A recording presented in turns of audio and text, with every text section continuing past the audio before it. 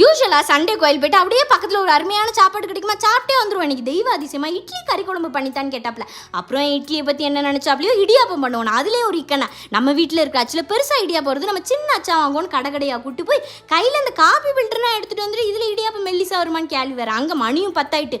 இதுக்கு மேலே முடியாது சொன்னா போனால் வயிறு பசிக்குது, நீ செஞ்சு நான் சாப்பிட முடியாதுன்னு ஒரு மிலிட்ரி ஹோட்டல் போய் உட்காந்து காலையிலே அங்கே நான்வெஜ் குடும்பங்கள் அனைத்தும் தட்டில் இருந்தது. நல்லா வயிறார சந்தோஷமாக சாப்பிட்டுட்டு அப்புறம் அந்த செடியே 300 ரூபாய்க்கு தான் வாங்கினேன். ஆனால் 500 ரூபாய்க்கு பேட் வாங்கி கொசு அடிக்கிற வேலையாக போச்சு. ஆனால் அந்த பூவை காலையிலேயே பார்த்த உடனே கொசுக்கடி எல்லாம் மறந்து போயிருது. அப்புறம் மத்தியானத்துக்கு லியாண்ட்ரா அவங்களோட ஃப்ரெண்டு வரதா சொல்லியிருந்தாங்க. நான் கெஸ்ட் வந்தால் ஒரு ஸ்டாண்டர்ட் மெனு வச்சிருப்பேன். தாலு, சிக்கன் கிரேவி, சிக்கன் 65. இன்னைக்கு எக்ஸ்ட்ராவாக கொஞ்சம் பீன்ஸ் கேரட் கூட்டு வேற பண்ணேன். பார்த்தா எனக்கு தான் சர்ப்ரைஸ்.